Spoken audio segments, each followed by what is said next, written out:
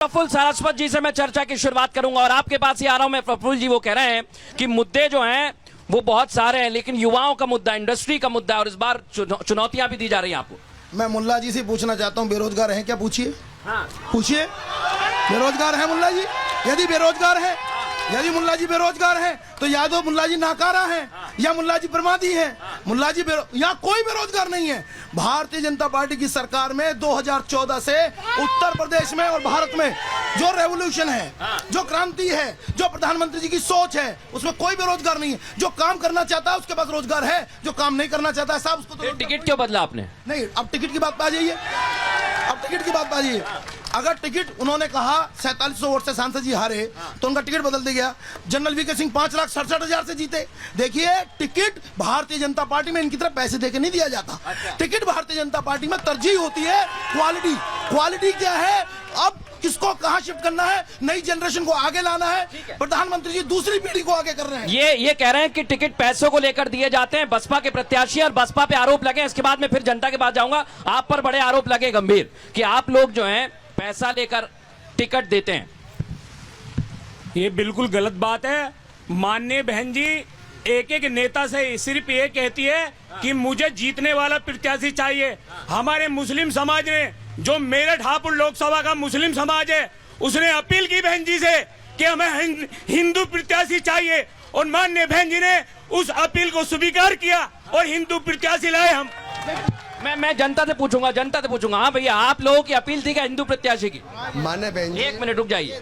मान्य बहन जी सर्व समाज की पार्टी चला रही है और बहुजन समाज पार्टी पिछली बार जो यहाँ से 4200 वोटों से हम लोग जो है रह गए थे, इस बार बहुजन समाज पार्टी चुनाव जीतने जा रही है और बहुजन समाज पार्टी की नेता एक कार्यकर्ता को टिकट देती है और ये बहुजन समाज पार्टी की जीत होगी। आ जाइए भैया, क्या नाम है? मेरा नाम विक्रम है। विक्रम? हाँ जी। हाँ बताइए।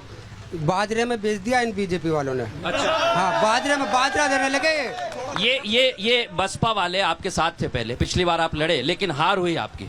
इस बार कांग्रेस साथ में आ गई, अब क्या होगा? उस टाइम पर 15-1.5 लाख वोटों से जीत हो रही थी हमारी। अच्छा। इन लोगों ने बेईमानी करी थी उस टाइम पर। बेईमानी करी थी भैया। बीजेपी से बेईमानी, महिला भी जुड़ गई है। महिलाओं के मुद्दे बड़े महत्वपूर्ण है। क्या नाम है आपका? जी, मेरा नाम अलका नीम है। हाँ बताइए जरा, क्या मुद्दे हैं? आप तो बीजेपी की कार्यकर्ता हैं। हाँ जी बिल्कुल। अच्छा, क्या माहौल चल रहा है जरा ये भी बता दीजिए। वो कह रहे हैं कि काम नहीं हुआ है। नहीं, किस स्तर पर काम नहीं हुआ बताइए। बेरोजगारी का बोल रहे हैं। महिलाओं की शिक्षा को लेकर काम हुआ है और गांव में आप जाकर देखिएगा, स्वयं सहायता समूह खोले गए हैं जहां पर महिलाओं को रोजगार दिए गए हैं। आप किस जमाने की बात कर रहे हैं भाई? तो रोजगार मिला है? हाँ जी, सब महिलाओं को रोजगार मिला है। ठीक है, मैं एक बार अंकित जी के पास जा रहा हूँ। अंकित जी गठबंधन से हमारे साथ जुड़े हुए, माइक उठाइए हाथ में। ये बताइए। नहीं, सवाल तो सुनिए पहले। सवाल ही नहीं सुन रहे आपने। ये अंदर मेरे जो सहयोगी हैं वो रिपोर्ट बता रहे हैं कि कांग्रेस ने गठबंधन करके गलत किया है, ऐसा है माहौल? सबसे पहले मैं जवाब इस बात का देना चाहता हूं, तो प्रफुल्ल भाई लगातार झूठ बोल रहे थे, मोदी जी झूठ बोल रहे हैं। नहीं, मैं कहना चाहूंगा, अरे झूठ बोले कौआ काटे, काले कौए से डरियो। अरे मोदी जी गुजरात चले जाएंगे, तुम देखते रहियो। मैं जवाब सूर्या मैथिल जी, मैं आ रहा हूँ सारस्वत जी, आपके पास आऊंगा। मैं आऊंगा। आप दोनों का माइक एक ही है। सूर्या 1 मिनट। अंकित ये लोग व्यापारियों पर कुचलते हैं, अंकित युवाओं पर अत्याचार करते हैं। मैं आपके पास आऊंगा। मैथिल साहब आपकी बात का जवाब दे रहे हैं। मैथिल साहब जवाब दीजिए, फिर आ रहा हूँ सारस्वत जी। हाँ 1 मिनट रुक जाइए, आ रहा हूँ। क्रांति की भूमि हापुड़ को भारत माता की जय, वंदे मातरम। हाँ। और अभी हमारे मित्र बोल रहे थे कि तुम देखते रहियो, मोदी जी गुजरात चले जाएंगे। अरे भैया सुनो, जब मोदी प्रधानमंत्री मुख्यमंत्री बने थे गुजरात के, तो इंडस्ट्रियल ग्रोथ में गुजरात नंबर हुआ। आ रहा हूँ। जवाब दे रहे हैं। तो पूरे विश्व में भारत की अर्थव्यवस्था 5वीं बन गई है। देश का मुद्रा भंडार सबसे आगे हो गया है। दूसरी चीज मैं कहना चाहता हूँ, अरे अडानी अंबानी इनके पैरों के नीचे एक कमाल ये है कि इनको यकीन नहीं। अरे ये कह रहे थे एक झटके में महंगाई खत्म करेंगे। अच्छा, मैं एक मिनट सुनिए। एक मिनट मेरी बात सुनिए। आप नारे लगाएंगे तो कोई बात समझ में नहीं आएगी। भैया क्या नाम है आपका, ये बताइए, मुद्दे बताइए। और नारेबाजी करेंगे तो आप लोगों की बात ही नहीं जाएगी। मैं तो मेरठ और हापुड़ की बात करने आया हूँ। भाई साहब नाम क्या है? मेरा योगेंद्र चौधरी है जी।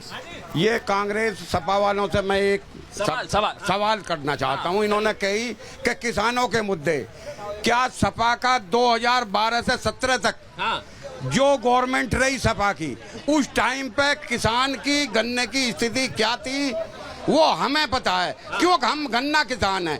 एक बार में पेमेंट नहीं हुआ, पेमेंट 1.5 साल में हुआ, और वो भी 3 शिफ्टों में हुआ। लाइट आती थी वो 6 जिलों में जाती थी, पूर्वांचल में एटा इटावा उधर जो है। उसके अलावा यहाँ लाइट शिफ्टों में आती थी, कभी 10 मिनट आ गई, कभी 20 मिनट आ गई। एक अगर 12 चालू हो गई सुबह से शाम वहाँ। बहुत गंभीर बात कही है अंकित भाई, आपको जवाब देना पड़ेगा, सिर्फ 10 सेकंड दूंगा। ये बताइए लाइट आती थी कि नहीं आती थी? आई गई लाठियां भूल गए क्या? जयंत चौधरी को किस बेतरतीबी से मारा? लाइट आती थी कि नहीं आती थी? किसानों के नलकूपों पे बिजली लगा, लाइट लाइट लगा दिए। लाइट आती थी कि नहीं आती थी? बिजली कितनी महंगी कर दी किसान को? सरस्वती, हाँ। देखिए मैं बताऊं आपको, आज किसान ये मुद्दों पे बात नहीं करेंगे। अगर ये मुद्दों पे बात करें तो हरेंद्र अग्रवाल की वोट बताएं, 35,000 वोट, जमानत जब्त कांग्रेस की, 14 में जब्त, 19 में जब्त। और मैं गारंटी कर रहा हूं इस बार कांग्रेस सपा को लेकर डूबेगी, 3रे नंबर पे, 4थे नंबर पे। और एक बात अंकित जी कह रहे हैं ना, देखते रहिए, अरे महाराज यही धरा रह जाएगा सब ये। तीसरी पीढ़ी शुरू हो गई, मेरे पास माइक नहीं है। तीसरी पीढ़ी शुरू हो गई, तीसरी पीढ़ी कांग्रेस की, चौथी निकल जाएगी, 5वीं निकल जाएगी, 6ठी निकल जाएगी। भाजपा ऐसी काम करती रहेगी, विकास करती रहेगी। ठीक है, अब मैं देखिए जनता के पास जा रहा हूँ। एक मिनट शांत हो जाइए भाई साहब 1 मिनट। ये अरे अच्छा इधर आ जाओ, आगे आ जाओ। क्या नाम है आपका? नितिन कुमार। नितिन भाई मुद्दे बताओ। मुद्दे जो हैं, अभी प्रफुल्ल सारस्वती जी ने कहा था कोई बेरोजगार नहीं है यहाँ पे। जब कोई बेरोजगार नहीं है तो ये ना फ्री का राशन देने की क्यों जरूरत पड़ रही है? हाँ दादा पीछे हल्का सा पीछे हो जाइए। हाँ भाई साहब आगे आइए, इधर आइए। जो बिना पटके का है अब उससे मैं सवाल लूंगा, ये पटका पहन के नहीं। सूर्या मिथिल साहब आ रहा हूँ, संजय जी आपके पास तुरंत आ रहा हूँ इसके बाद। ये सवाल आप, हाँ बताइए नाम क्या है आपका सवाल? मुद्दे मेरा सवाल ये चेयरमैन साहब से, चेयरमैन साहब ने अभी कहा कि रोजगार युवाओं का, अगर रोजगार है तो प्रधानमंत्री कह रहे हैं 80 करोड़ को फ्री राशन दे रहे, क्या जरूरत है? ठीक है, मैं राशन पर जवाब लूं उससे पहले 1 मिनट संजय जी मैं आपके पास आ रहा हूं, सुनिए जरा। देखिए कई सारी पार्टियां मैदान में और आप लोगों का प्रत्याशी यहाँ इंडिया गठबंधन का है, आपका कितना सपोर्ट है? 1 मिनट। नहीं ऐसे करेंगे तो चर्चा नहीं हो पाएगी। आप लोगों के पास आ रहा हूं मैं, सबके पास आऊंगा। मृदुल जी, हाँ सुन लीजिए, आप ही की बात कर रहे हैं, बताइए संजय जी।